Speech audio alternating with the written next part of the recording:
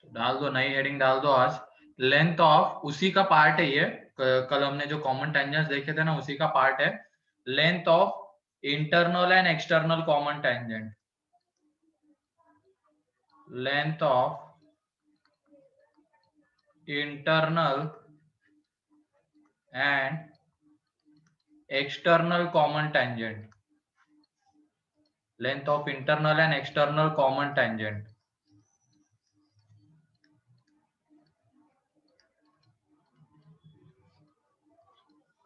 ठीक है, तो ये देख लो अब इंटरनल किसको कहेंगे और एक्सटर्नल किसको कहेंगे। तो ये पोजीशन है सर्कल के एक दूसरे के रिस्पेक्ट में, इसी में इंटरनल एक्सटर्नल डिफाइन होगा।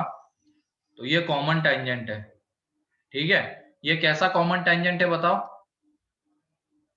Direct common tangent, direct common direct common tangent. Tangent. ये मान लो यहाँ पे इसको कट कर रहा है P पे और इसको कट कर रहा है Q पे, तो ये जो PQ लेंथ है ये कहलाती है यहाँ पे length of external common tangent. ये जो PQ लेंथ है ये कहलाती है length of external common tangent. अब ये देख लो इसकी लेंथ कैसे निकालेंगे, इसको हमें लिखना है, ये C1 C2 के बीच का डिस्टेंस हमने क्या माना था, D, है ना, D, और R1 R2 के टर्म्स में लिखना है, ये बड़े वाले की रेडियस R1, छोटे वाले की R2। ठीक है, अब हमें PQ डिस्टेंस निकालना है, ये यहाँ पे 90 डिग्री है। तो हमने अब यहाँ से Q से एक लाइन ऐसे एक्सटेंड की ताकि ये पैरेललोग्राम बन जाए। मतलब हमने क्या किया, Q से एक लाइन ड्रॉ की जो C1 C2 के पैरेलल है। तो देख लो ये M है मान लो यहाँ पे, तो ये QM एंड C1 C2 आपस में पैरेलल है। ठीक है, और ये देख लेना ये C1M एंड C2Q आपस में पैरेलल है, मींस ये एक पैरेललोग्राम बन रहा है। तो पैरेललोग्राम में अपोजिट साइड्स की लेंथ क्या होती है, सेम होती है। तो तुम बताओ यहाँ पे QM कितना होगा, QM इस डायग्राम में QM कितना आएगा, डी, QMD आएगा, पैरेललोग्राम है। तो QM यहाँ पे QM is equal to D हो जाएगा। ठीक है, तो PM कितना आएगा बताओ, PM या R2, तो C1M कितना, R2 R2, और C1P कितना है, R1 तो R1 PM माइनस R2 कितना आ जाएगा, R1 माइनस R2। ये पूरी लेंथ, ये C1P, ये पूरी लेंथ R1 है, और ये C2M कितना आ जाएगा R2, तो PM कितना बचेगा R1 माइनस R2। तो PQ लेंथ निकल जाएगी क्या पाइथागोरस से, ये राइट एंगल ट्राइंगल। तो ये देख लो यहाँ पे PQ स्क्वायर प्लस क्या आ जाएगा, PM square is equal to QM square. तो यहाँ से देख लो PQ हमें चाहिए था, PQ इज इक्वल टू आ जाएगा under root QM square means D square minus R1 minus R2 का होल स्क्वायर। तो इसी को हम कहेंगे length of external common tangent, या length of direct common tangent भी तुम बोल सकते हो। यह आ जाएगा length of external common tangent. किसी को कोई डाउट इसमें, या length of direct common tangent?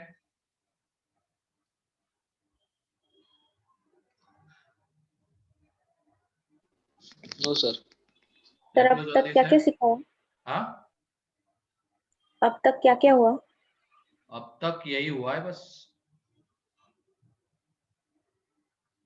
क्यों लेट छोड़ा था क्या फिजिक्स के सर ने? हाँ। कितना?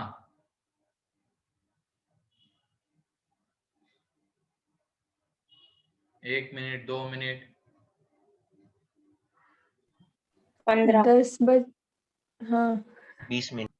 हाँ 10 20 15, मिनट। एक 20 बोल रहा है, पता नहीं क्या क्या सर बोलोगे। और 10:05 को छोड़ा था, 10:05 को छोड़ा। रोबोट लेट छोड़ते। अच्छा मुझे बता दिया करो ना, फिर मैं क्यों शुरू करता इतनी जल्दी। चलो अब शुरू हो गई तो कर लो अटेंड। बहुत पढ़ाते शायद, हाँ मान सर।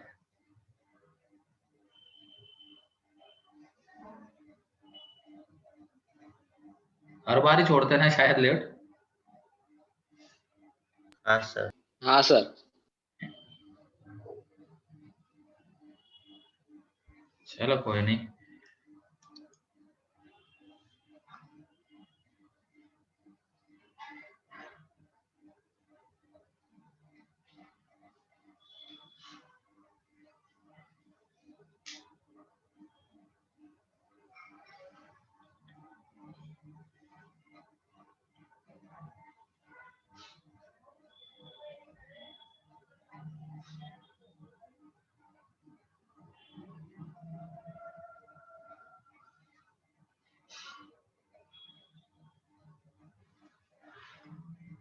हो गया?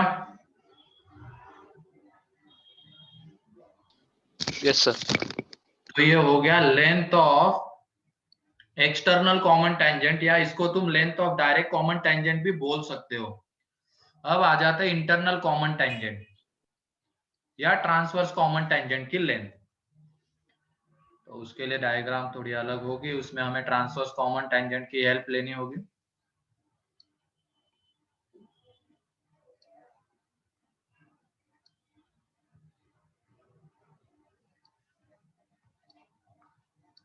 ये यहाँ पे A, ये B और ये C1 C2, ठीक है। ये यहाँ पे R1। अब हमने क्या किया, ये C1 से एक लाइन ड्रॉ की जो AB के क्या थी, पहले तो ये C2B को ज्वाइन करने वाली लाइन को नीचे एक्सटेंड किया, और ठीक है। और C1 से एक लाइन ड्रॉ की जो AB के पैरेलल है, ठीक है। ये 90 डिग्री आएगा यहाँ पे, ये यहाँ पे 90 डिग्री रहेगा। तो ये बताओ क्या बन गया यहाँ? किसका माइक ऑन है? क्या मुझे न्यूज सुना रहे हो क्या सब लोगों को यहाँ पे?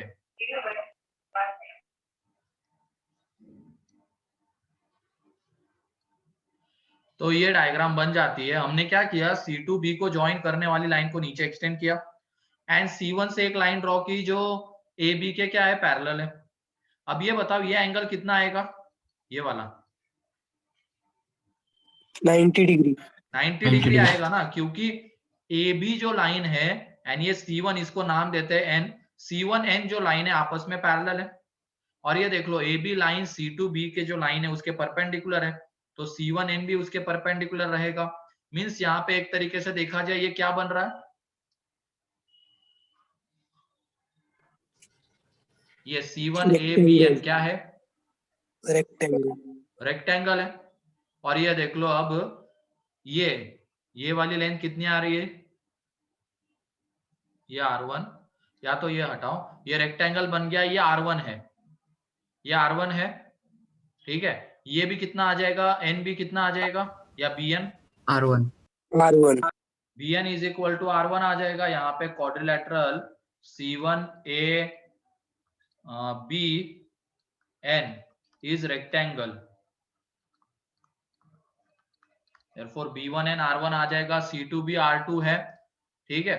अब ये देख लो डायग्राम तो हमारे पास आ गई है। यहाँ पे C1N इज इक्वल टू किसके इक्वल है, ये AB के इक्वल है। तो in triangle C1N C2 Pythagoras लगाएंगे तो आ जाएगा C1N square plus C2N square is equal to C1 C2 का स्क्वायर। अब ये देख लो C2N कितना आ जाएगा, C2N R1 प्लस R2। तो ये C1N की जगह पे AB लिख देंगे तो AB स्क्वायर ये उधर चला जाएगा, D square minus R1 plus R2 का स्क्वायर। तो यहां से AB मीन्स AB आ जाएगा under root D square minus R1 plus R2 का स्क्वायर। और इसी को हम कहेंगे length of internal common tangent. तो कौन सी लेंथ बड़ी आएगी, इंटरनल की या एक्सटर्नल की? सोच समझ के बताना, इंटरनल वाली बड़ी आएगी या एक्सटर्नल वाली? एक्सटर्नल वाली। एक्सटर्नल वाली क्यों? क्योंकि उसमें R1 माइनस R2 है।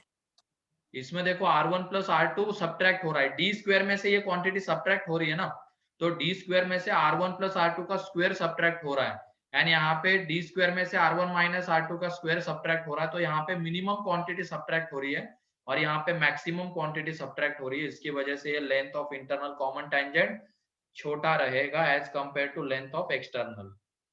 ठीक है, क्लियर है ये? Yes, sir.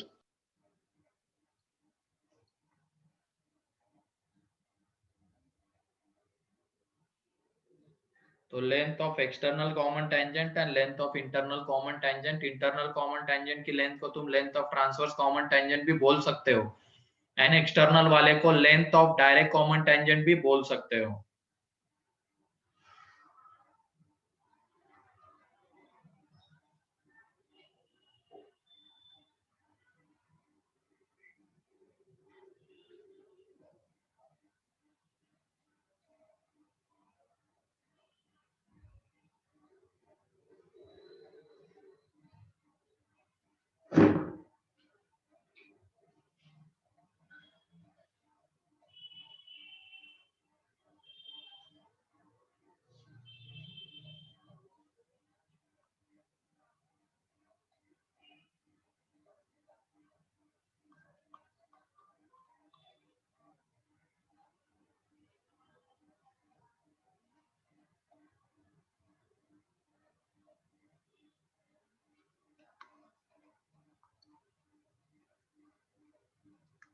हो गया?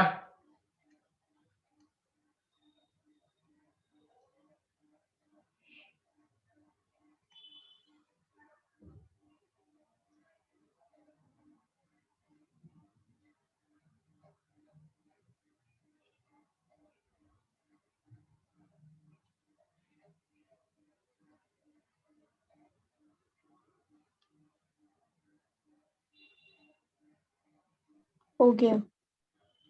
ठीक है, अब आगे बढ़ते हैं हम। लिखो क्वेश्चन।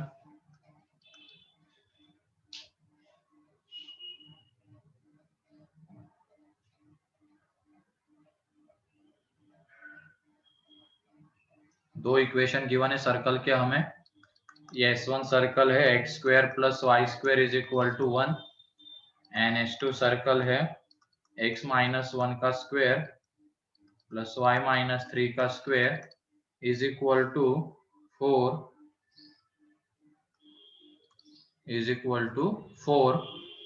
देन फाइंड पहले पार्ट में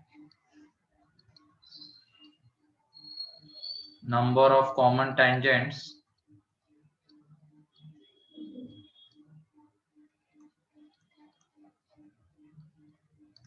सेकेंड पार्ट में equation of common tangents,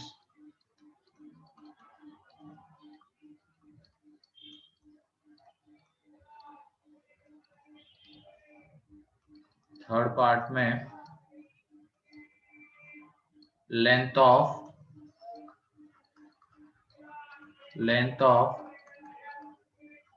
direct या length of internal and external common tangent, length of internal and external common tangent.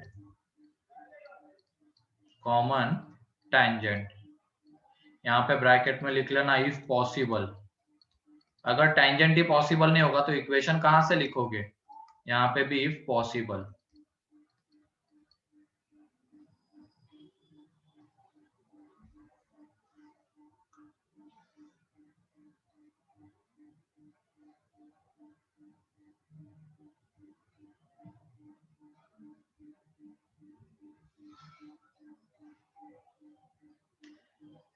यहाँ पे ब्रैकेट में लिखना इफ पॉसिबल, क्योंकि नंबर ऑफ कॉमन टेंजेंट 0 आएंगे तो उस केस में हम इक्वेशन ही नहीं लिख पाएंगे।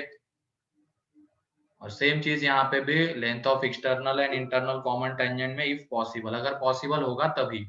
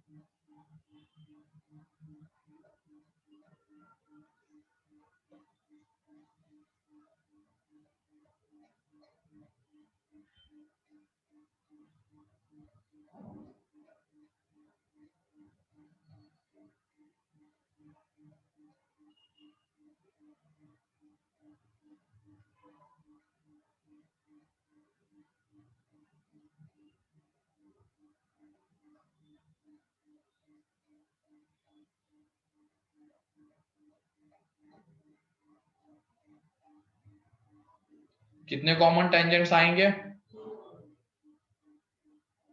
4। 4। फटाफट इक्वेशन बताओ।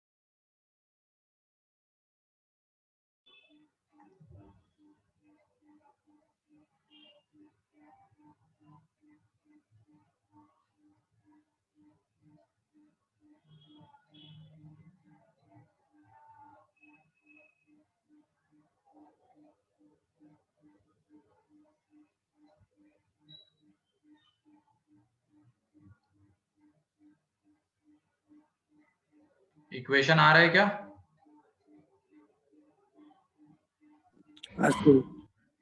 जल्दी करो।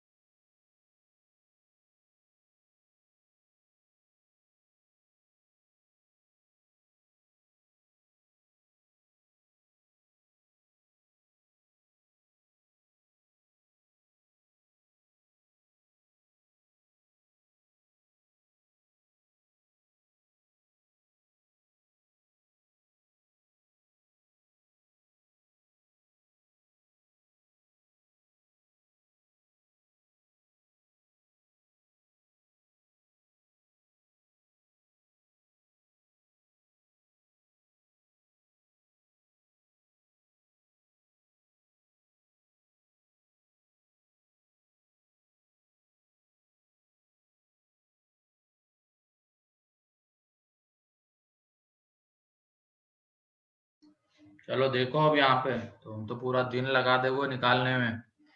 यहाँ पे सबसे पहले ये circle S1 x square plus Y square is equal to 1, circle S2 x minus 1 का स्क्वायर y माइनस 3 का स्क्वायर इज इक्वल टू 4। तो यहाँ पे सेंटर C1 है 0 0, रेडियस R1 है 1, फिर यहाँ पे सेंटर C2 है 1,3 एंड रेडियस R2 है 2। तो सेंटर्स के बीच का पहले डिस्टेंस निकाल लेते हैं d, तो वो यहाँ पे आ रहा है √1 + 9 दैट इज √10, और रेडियस का जो सम है वो आ रहा है 3। तो कौन बड़ा है, d बड़ा है या R1 + R2 बड़ा है? D बड़ा है। d बड़ा है, ठीक है। तो यहाँ पे d is greater than R1 + R2, therefore number of position कैसी आएगी, एक सर्कल दूसरे के कंप्लीटली आउटसाइड लाई करेगा, है ना, एक सर्कल दूसरे के कंप्लीटली आउटसाइड लाई करेगा। तो देख लो यहाँ पे number of 4 common tangents, 4 common tangents, ठीक है। तो 4 कॉमन टेंजेंट्स आएंगे।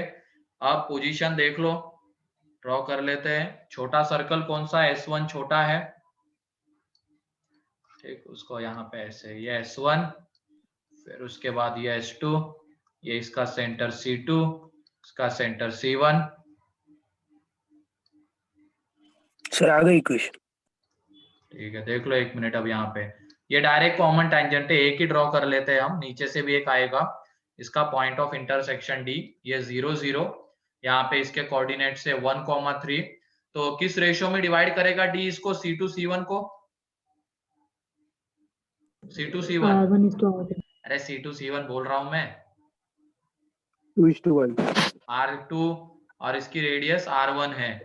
तो C2 C1 को डिवाइड करेगा ये 2:1 में एक्सटर्नली, ठीक है, R2 R1 में डिवाइड करेगा ना। तो ये देख लो, ये C2, ये C1 और D यहाँ पे लाई करेगा।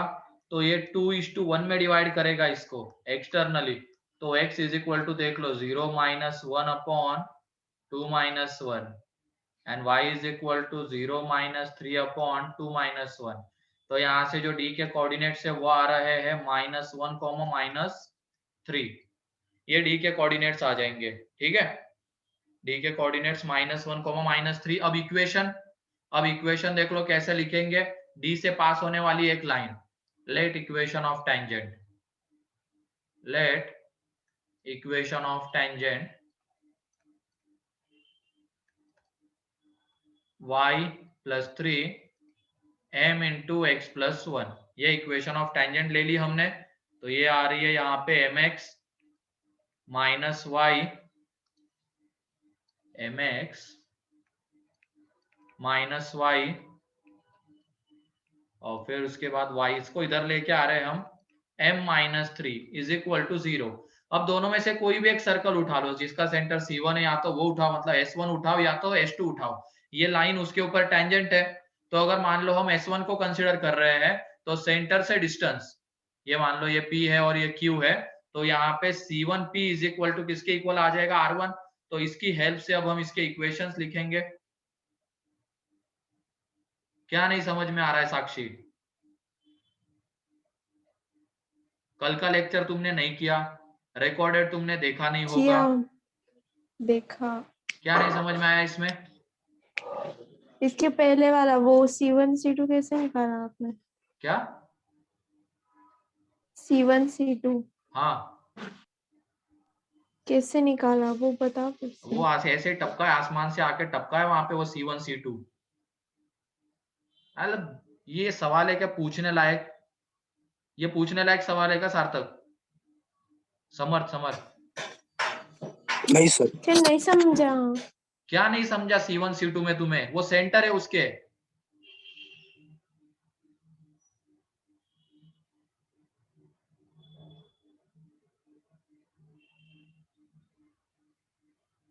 सेंटर निकालने आते हैं ना तुम लोगों को? मतलब चीजें क्या चल रही है और तुम बोल रहे हो ये सेंटर कैसे निकाला?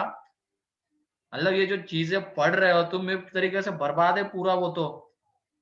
तो रिवाइज कर लिया करो ना घर पे चीजों को। ये R1 पूछोगे क्या है R1, वो कैसे निकाला? स्टार्टिंग में इसीलिए पढ़ाया गया था क्या सेंटर ऐसे निकालते हैं, सेंटर रेडियस फॉर्म ये होता है। तुम बाद में फिर से पूछो हमें जब टॉपिक खत्म होने वाला, ये C1 कहाँ से आया? मतलब पूरा महाभारत हो गया और तुम बोल रहे हो वहां पे द्रौपदी कौन थी, अर्जुन कौन था? यही तो बात हुई है। फिर बेवकूफी की तरह सवाल पूछोगे यहाँ पे उठ के। ढंग का सवाल होता तो मैं बता भी देता, लेकिन ये कौन सा सवाल है C1 C2 कहां से आया?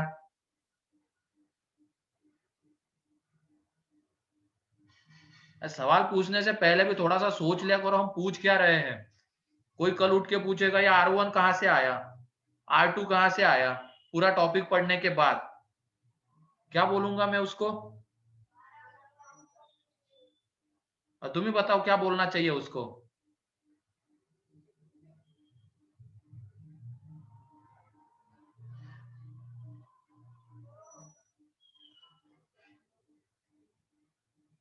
अब D1 D2 डिस्टेंस निकाला है C1 C2 के बीच का,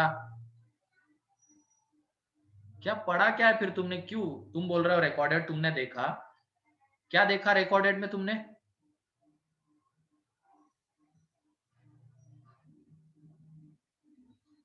डी कहां से आए? वो दिखना भी चाहिए ना डायरेक्टली। C1 C2 के बीच का डिस्टेंस टाइप कुछ लग रहा है।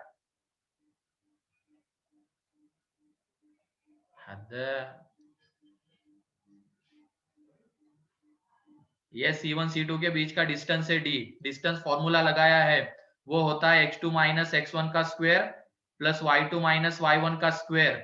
लिखू क्या उसको यहाँ पे ऐसे? अब मतलब पूरा सजा के लिखता हूँ, ये चिल्लर से क्वेश्चन को लगा दूंगा पेज। हाँ नहीं, क्या कर रहे हो तुम लोग भी? हाँ ये ऐसे आया, डी इसको माना है मैंने, डी √10।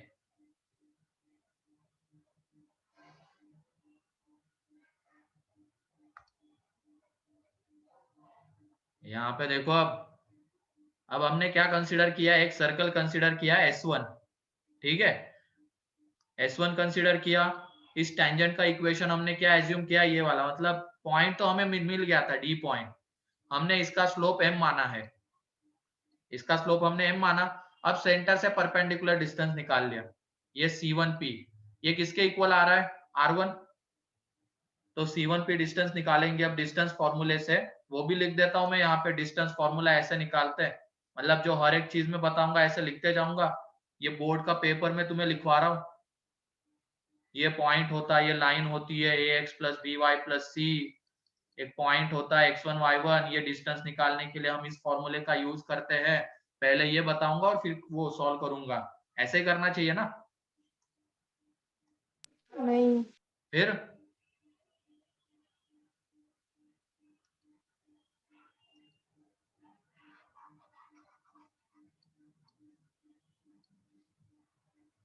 तो यहाँ पे ये डिस्टेंस निकाल रहे हैं हम 0 0 से इस लाइन का, तो वो आ जाएगा mod m minus 3 upon √1 plus m square is equal to, ये रेडियस कितनी थी उसकी? 1 थी। अब हमने क्या किया? स्क्वायर कर दिया, तो ये आ जाएगा m माइनस 3 का square is equal to m square plus 1। इसको जब एक्सपांड करेंगे तो m square minus 6m plus 9, तो यहाँ से 6m इज इक्वल टू 8 आ जाएगा, m is equal to 4/3। m की कितनी वैल्यूज मिलनी चाहिए थी? 2, मिल कितनी रही है? 1, दूसरी वैल्यू क्या होगी? Not not defined. Defined. Not define होगी। तो देख लो, अब स्लोप हमारे पास है, तो इक्वेशन, ये डायरेक्ट कॉमन टेंजेंट के इक्वेशन है, ठीक है। तो y plus 3 4/3 into x plus 1, ये कब आएगा? जब if m is equal to 4/3 and if m is equal to not define, m is equal to not define, तो वो line parallel to y axis आएगी, that is x is equal to -1। तो ये दो इक्वेशन है किसके? ये direct common tangent के इक्वेशन है, ठीक है। ये जो हमने निकाले ये डायरेक्ट कॉमन टेंजेंट के इक्वेशन निकाल रहे हैं।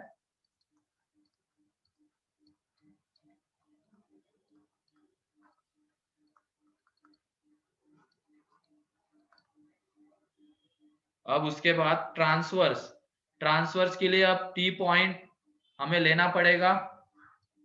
तो ये देख लो ट्रांसवर्स के इक्वेशन, अब ट्रांसवर्स कॉमन टेंजेंट,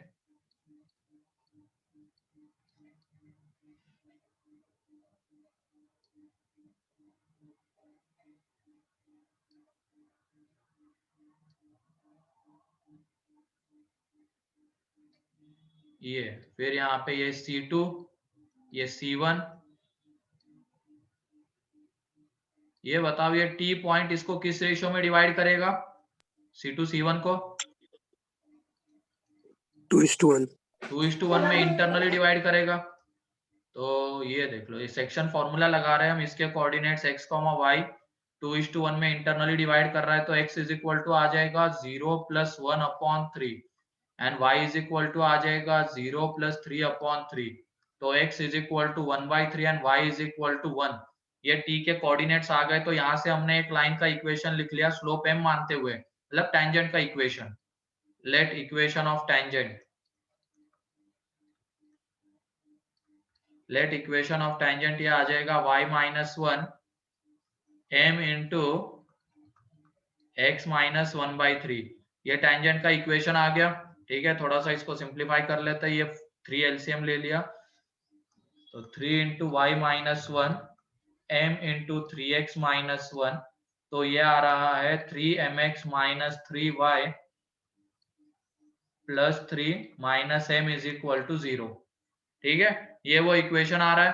अब ये भी दोनों सर्कल के ऊपर टेंजेंट है, दोनों सर्कल के ऊपर टेंजेंट है, तो वहां से क्या करेंगे हम, एक सर्कल कंसीडर करेंगे, दोनों में से कोई भी एक कर लो। सेंटर से परपेंडिकुलर डिस्टेंस रेडियस के इक्वल आएगा, तो S1 ही कर लेते हैं क्योंकि 0 0 उसका सेंटर है, आसानी से आ जाएगा। तो S1 को हमने कंसीडर किया, तो सेंटर से परपेंडिकुलर डिस्टेंस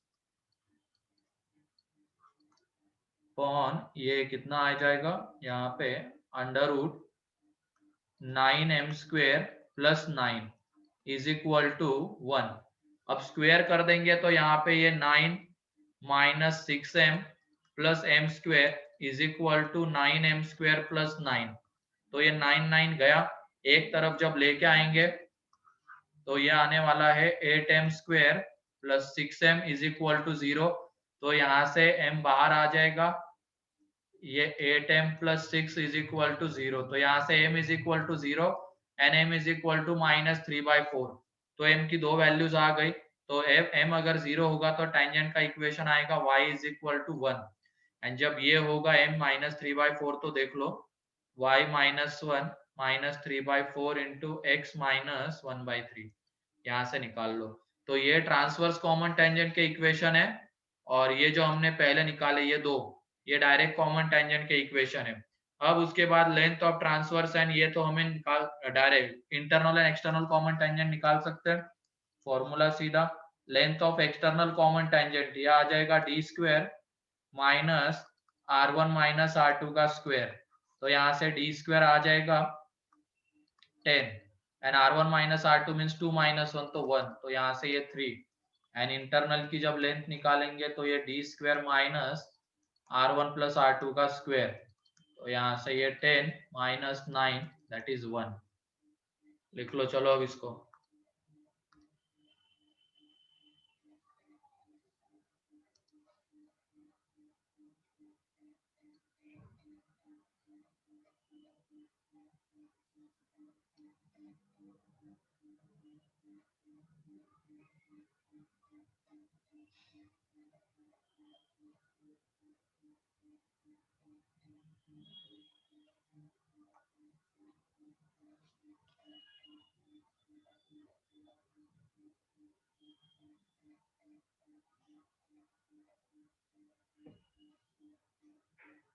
और तुम लोग एक चीज ध्यान रखना, झूठ बोलना तो पहली बात छोड़ दो, ठीक है।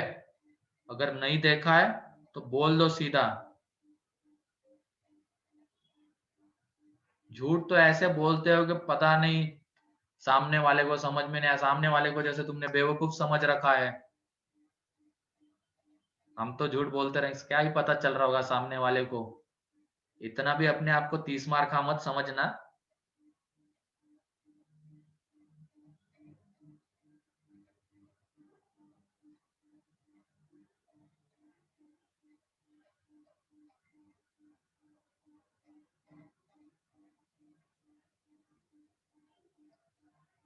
हो गया।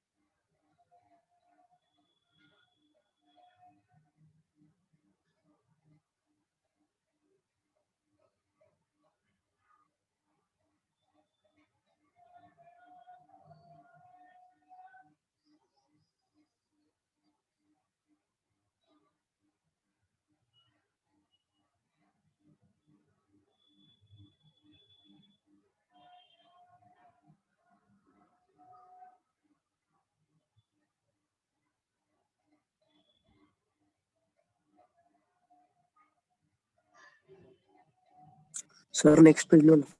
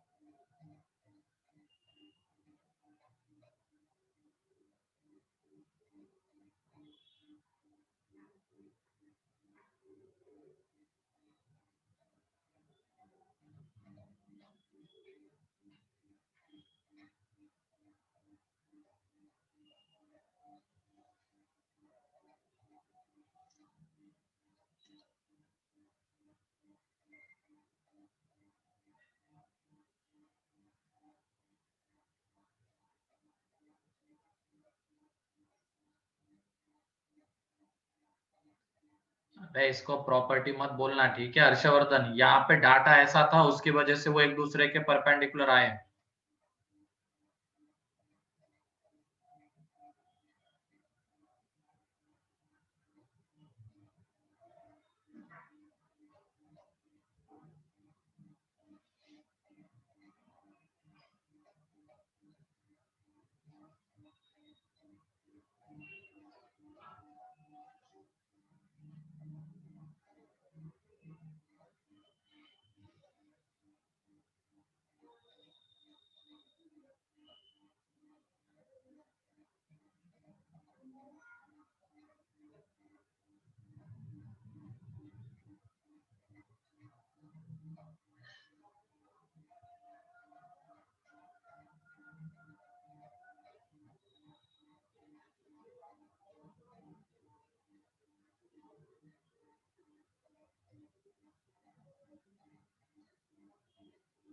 हो गया?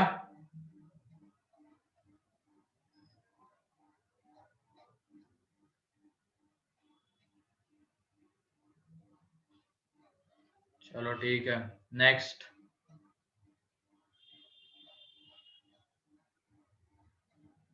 किसी का बाकी नहीं ना?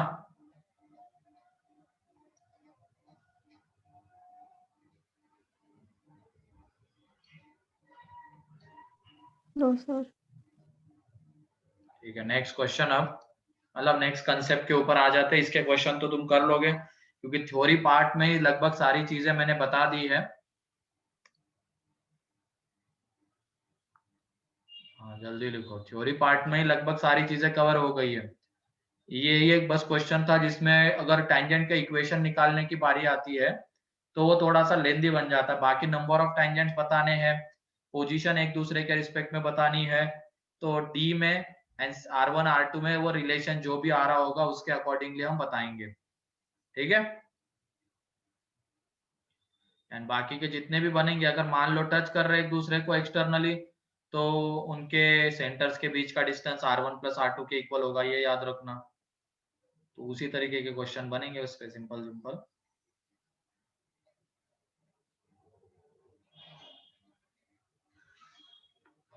चलो next, angle between the circles.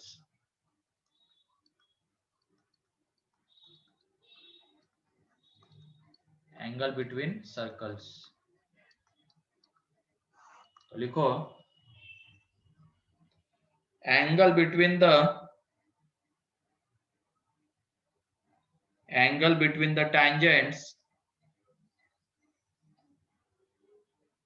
angle between the tangents at the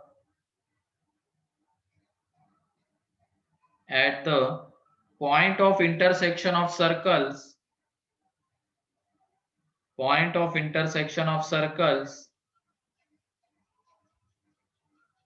angle between the tangents at the point of intersection of circles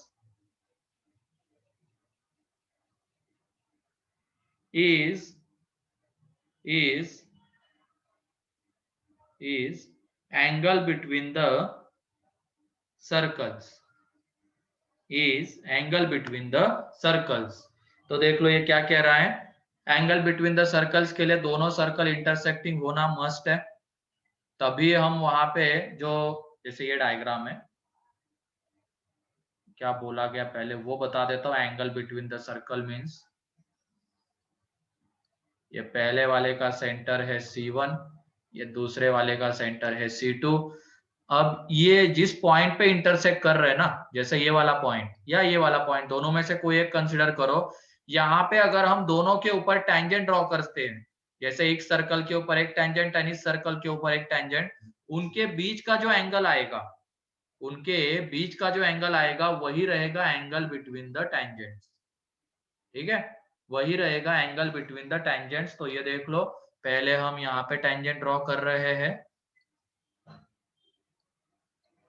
ठीक है, और फिर उसके बाद ये देख लो, ये जो एंगल आएगा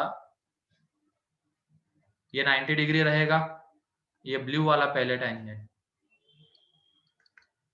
फिर उसके बाद रेड, ये इस सर्कल के ऊपर जिसका सेंटर C2 है उसके ऊपर टेंजेंट, और ये जो आएगा ये 90 डिग्री रहेगा।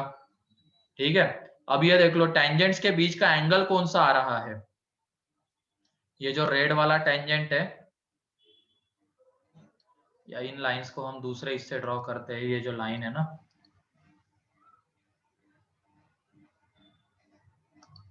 इसको हम ग्रीन से, ये तो बस क्या है, उस टेंजेंट को, जो ब्लू टेंजेंट है C1 सर्कल के ऊपर है जिसका सेंटर C1 है, तो ये एंगल यहाँ पे 90 डिग्री आएगा, और ये वाला यहाँ पे ये एंगल 90 डिग्री आएगा। कौन सा, रेड के साथ ये जो ग्रीन बना रहा है, ठीक। और ये ब्लू एंड रेड के बीच का एंगल मींस होगा एंगल बिटवीन द सर्कल्स या एंगल बिटवीन द टेंजेंट्स, वो हमें यहाँ पे चाहिए। अब तुम लोग बताओ यहाँ पे ये वाला एंगल कितना है, ये तो मान लो ये थीटा है पूरा, ठीक है, ये पूरा का पूरा थीटा है, ये पूरा एंगल, ये डी है, ये पूरा एंगल यहाँ पे थीटा है, यही हमें एंगल चाहिए, ये पूरा एंगल थीटा है ब्लू एंड रेड के बीच का। अब ये बताओ, ये पूरा एंगल थीटा है, ठीक है, तो ये वाला एंगल कितना आएगा, ये इधर, थोड़ा सोच समझ के डायग्राम को ऑब्जर्व करो ढंग से, और वो एंगल बताओ। यहाँ पे ये जो एंगल आएगा, ये वाला एंगल, ये एंगल 90 डिग्री रहेगा, क्योंकि ये टेंजेंट है इस सर्कल के ऊपर, तो सेंटर से उसके ऊपर हम जब लाइन ड्रॉ करेंगे तो ये 90 डिग्री पे आएगी, ये जैसे सेंटर से पॉइंट ऑफ कांटेक्ट को ज्वाइन करने वाली लाइन। तो ये वाला एंगल कितना आएगा, थीटा माइनस 90। थीटा माइनस 90 आएगा। क्लियर है सभी को ये, ठीक है, थीटा माइनस 90 आएगा। फिर उसके बाद ये वाला एंगल कितना आएगा बताओ,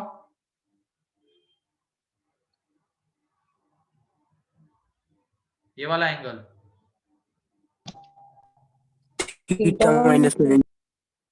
थीटा माइनस 90 आएगा। अब ये देख लो, ये ग्रीन और ये रेड के बीच का एंगल 90 है, तो ये भी थीटा माइनस 90 ही आएगा, ठीक है। तो ये थीटा माइनस 90 हो गया, तो ये वाला एंगल बताओ कितना आएगा,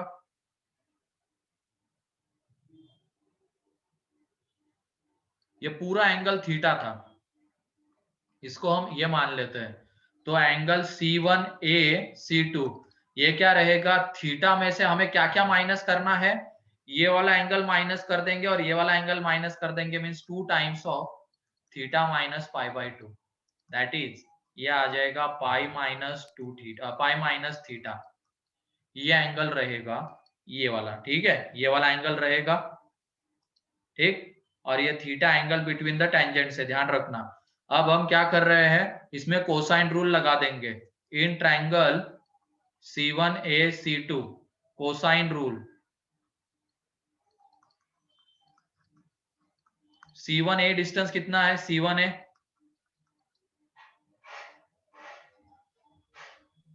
रेडियस, इसकी रेडियस R1 ले लेते मान लो, C2 है, R2 है एंड C1 C2 D है। और ये एंगल अब हमें पता है कितना, पाई माइनस थीटा। तो ये देख लो कॉस पाई माइनस थीटा, कौन बताएगा किसके इक्वल आएगा? Cos pi minus theta.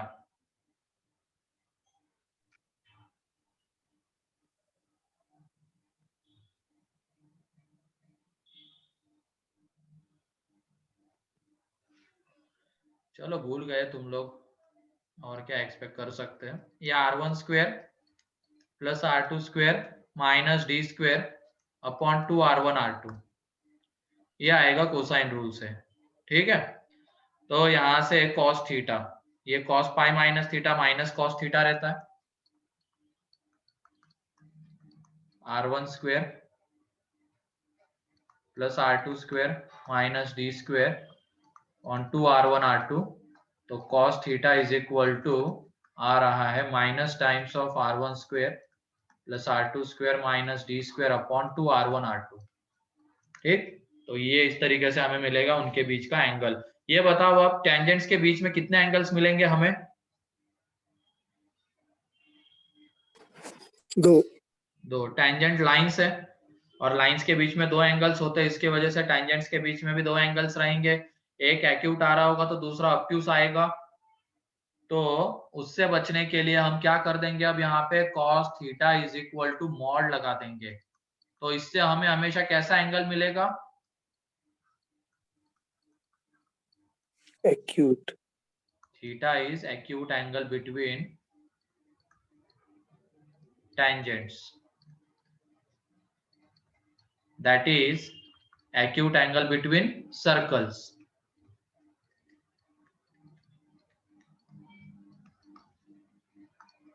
तो बनाओ डायग्राम, लिखो। तो फाइनल डायरेक्ट रिजल्ट याद रखोगे तो भी कोई दिक्कत नहीं, ये भी लिख लोगे कोई दिक्कत नहीं, प्रूफ कोई नहीं पूछता इसका। ये तो बस समझाने के लिए लिखा था कि आता कैसे है। मुझे लगा एसओटी आती होगी, इसकी वजह से मैंने सोचा चलो कोसाइन रूल का यूज कहाँ पे आता है वो बता देते हैं।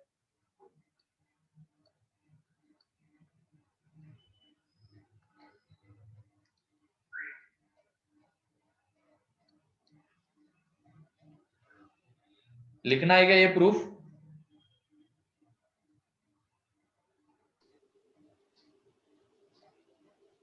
हाँ सर। ठीक है, आ जाओ, लिखो direct result. cos theta is equal to R1 square plus R2 square minus D square, और डी क्या है यहाँ पे, सेंटर्स के बीच का डिस्टेंस, अपॉन 2R1 R2। लिख लिया सर प्रूफ। सर फिगर दिखाओ।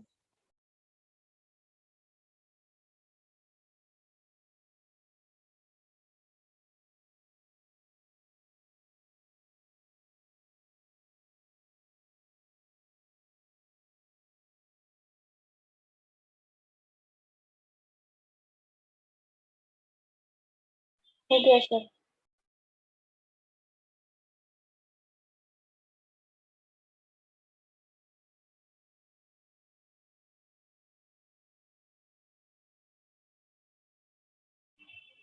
हो गया?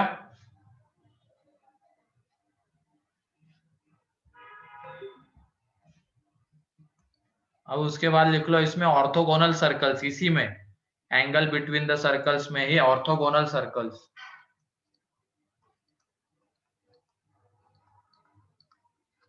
Orthogonal circles,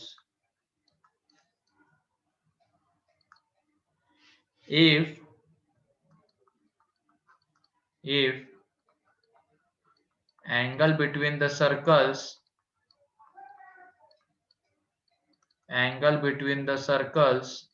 is 90 degree, if angle between the circles is 90 degree, then they are called as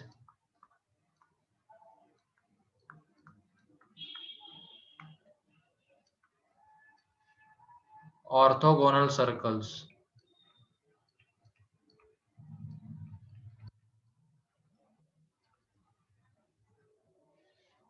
Then they are called as orthogonal circles। मतलब अगर angle between the circles means ये जो tangents आ रहे हैं ना, ये रेड वाला एंड ब्लू वाला इसके ऊपर है, रेड वाला इसके ऊपर है, इनके बीच का अगर एंगल 90 डिग्री हो गया तो ये दोनों सर्कल कहलाएंगे एक दूसरे के ऑर्थोगोनल सर्कल्स। और ये ध्यान रखना, अभी जो डायग्राम हमने बनाई थी इस रेड वाली लाइन को मैंने C1 से पास करता हुआ नहीं दिखाया था और इस ब्लू वाली को C2 से पास करता हुआ नहीं दिखाया था, ठीक है। लेकिन अब जो डायग्राम बनेगी ऑर्थोगोनल में, ये एक सर्कल, ये एक सर्कल, ये देख लो। अब टेंजेंट्स के बीच का एंगल हमें कितना दिखाना है, 90 डिग्री दिखाना है। ये इस सर्कल के ऊपर टेंजेंट है और ये जो लाइन है इसके ऊपर है, तो यहाँ पे ये लाइनें एक दूसरे के सेंटर से पास करती तभी ये एंगल 90 डिग्री आता है। ये C1 से पास करेगी और ये C2 से पास करेगी दूसरी, तभी ये एंगल 90 डिग्री आएगा। तो ये ध्यान रखना, ऑर्थोगोनल सर्कल्स अगर है और उनके पॉइंट ऑफ इंटरसेक्शन पे हम टेंजेंट्स ड्रॉ करते हैं तो वो एक दूसरे के सेंटर से पास करते हैं, ठीक है। डायग्राम क्लियर है? Yes sir.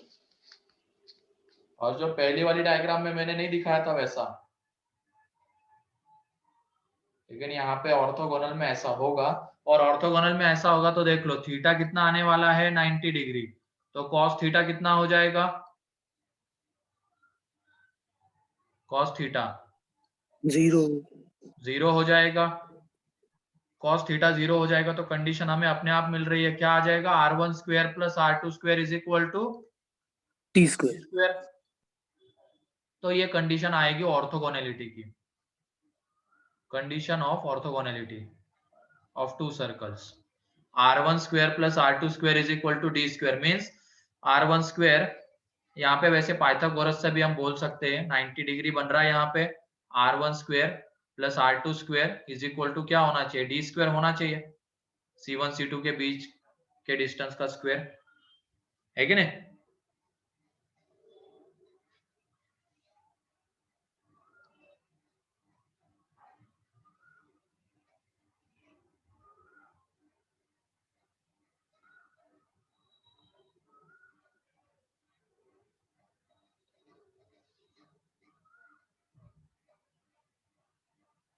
हो गया? Yes sir. ठीक है, ये देख लो अब तो।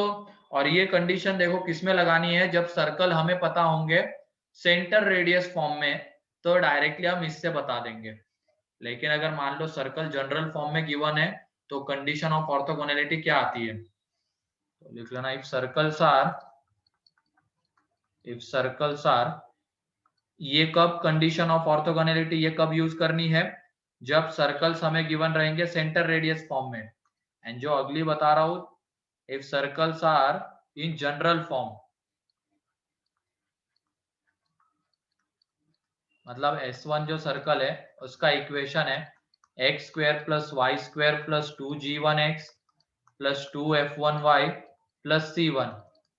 S2 जो है वो है x square plus Y square plus 2g2x plus 2f2y plus c2। तो पहले वाले का सेंटर बताओ तो क्या आएगा, centre minus G1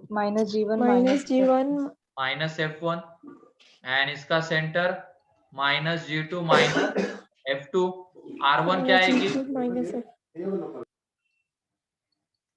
G1 square plus F1 square minus C1 and R2 आ जाएगी G2 square plus F2 square minus C2, ठीक है। अब हम उस कंडीशन में, ये देख लो, ये वैसे कंडीशन क्या थी, रेडियस का स्क्वायर प्लस रेडियस का square is equal to distance between centre का स्क्वायर। तो सेम चीज हम यहाँ पे लगा देंगे। तो ये देख लो, सेंटर्स के बीच का डिस्टेंस ये आ जाएगा यहाँ पे G2 माइनस G1 का square plus F2 minus F1 का स्क्वायर, ठीक है। ये सेंटर्स के बीच का डिस्टेंस है और उसका स्क्वायर था, तो इसका स्क्वायर ये आ जाएगा is equal to R1 square. इसका मतलब G1 square plus F1 square minus C1 plus R2 square means G2 square plus F2 square minus C2। इसकी हेल्प से ही कर रहे हैं हम, R1 square R2 square, D होता है सेंटर्स के बीच का डिस्टेंस ये रेडियस का स्क्वायर प्लस रेडियस का स्क्वायर। यहाँ से जब हम कैलकुलेट करेंगे ना तो हमें ये मिलता है -2g1g2 -2f1f2, ताकि g2 square and g1 square तो कैंसल आउट हो जाएगा। इधर g2 स्क्वायर आएगा, इधर भी g2 स्क्वायर गया, इधर g1 स्क्वायर, इधर g1 स्क्वायर गया, ठीक है। और इधर बचा रहेगा -c1 -c2।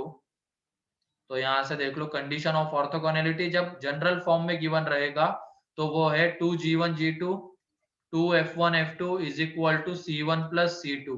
ये कंडीशन ऑफ ऑर्थोगोनैलिटी है। 2g1g2 plus 2f1f2 is equal to c1 plus c2। और ये कब यूज करनी है? जब सर्कल हमें गिवन रहेंगे जनरल फॉर्म में। जब सर्कल हमें जनरल फॉर्म में गिवन रहेंगे तभी इसको यूज करेंगे। और अगर सेंटर रेडियस के फॉर्म में गिवन रहेंगे तो ये वाला।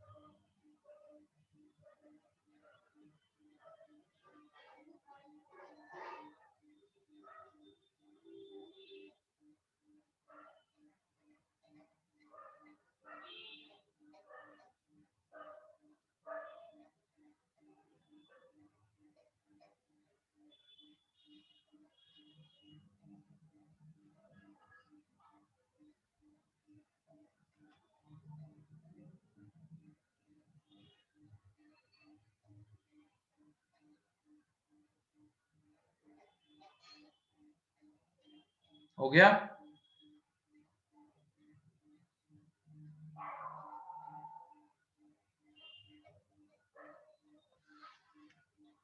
कंडीशन ऑफ ऑर्थोगोनैलिटी क्लियर है सभी को?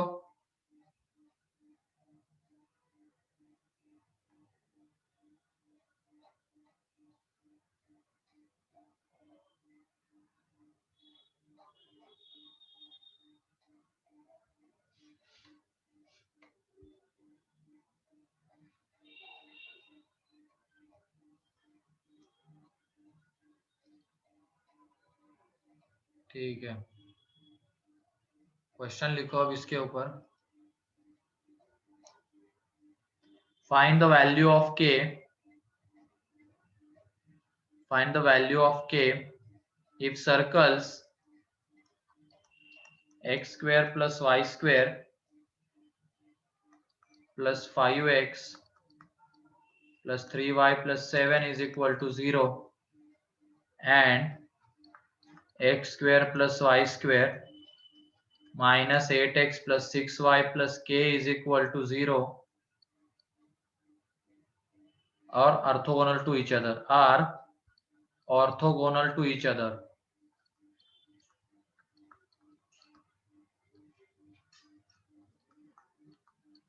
Each other are orthogonal to each other.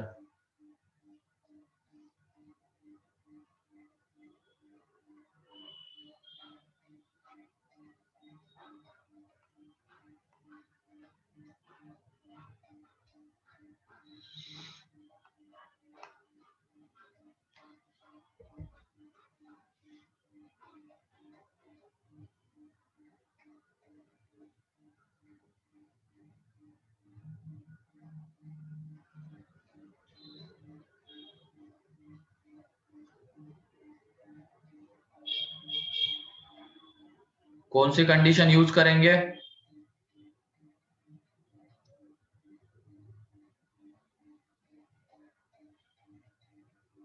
Second वाली। सेकंड वाली सही है। जीवन बताओ यहाँ पे कितना है? 5/2। 5/2 सही है। जल्दी से लगाओ वो कंडीशन और के बताओ फटाफट। -18। -18 सही है।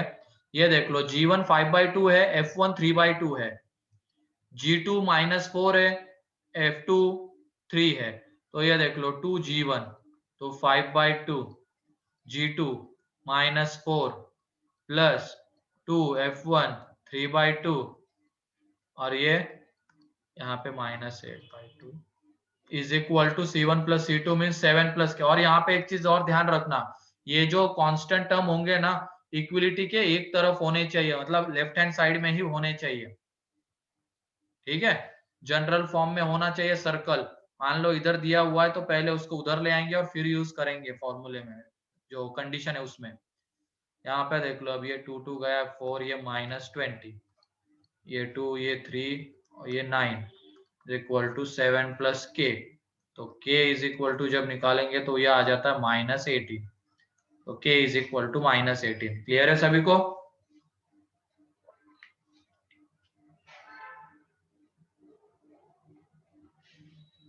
Yes, sir.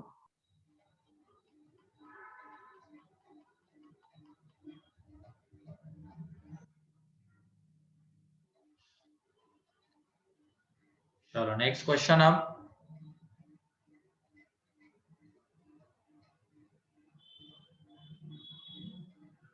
Find the equation of circle, find the equation of circle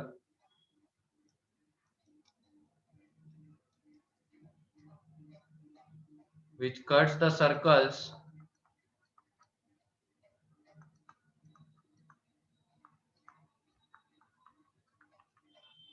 this and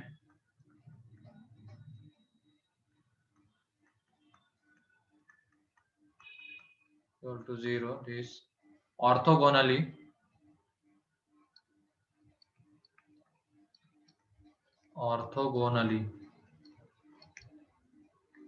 and also and passes through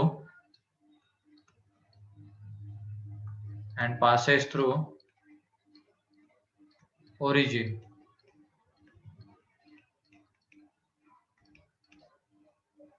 इन दोनों को ऑर्थोगोनली कट कर रहा है और ओरिजिन से पास कर रहा है।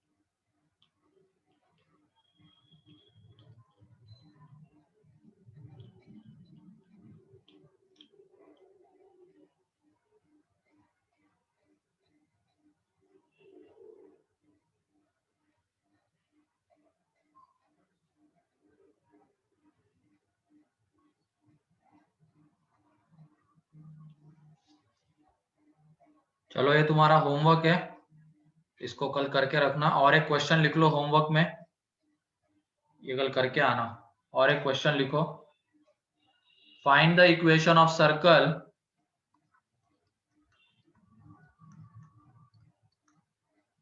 find the equation of circle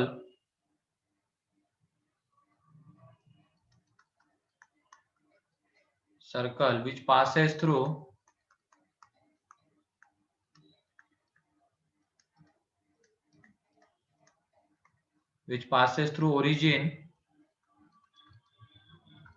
origin and has its center on the line x plus y plus 4 is equal to 0,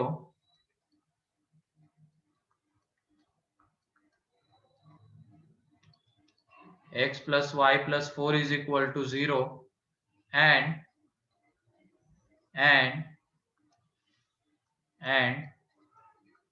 cuts the circle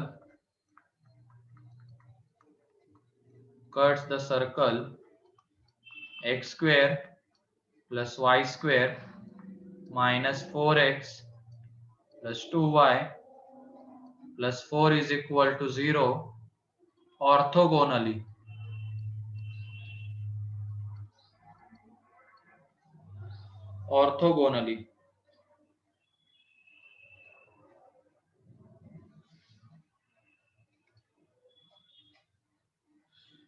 कल family of circles, last part है सर्कल का, वो होगा कल, खत्म हो जाएगा।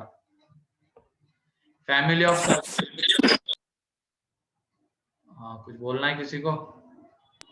सर अभी सेक्शन डी कर सकते हैं क्या? हाँ कर सकते हो। सेक्शन सी भी अपना हो गया क्या डिस्कस? नहीं। नहीं sir. Section C section D दोनों कर सकते हो, तुम लोग कर लेना उसको, ठीक है? पार्ट 1 पार्ट 2 ना? पार्ट 1 पार्ट 2 दोनों, ठीक है? Yes sir. चलो ठीक है।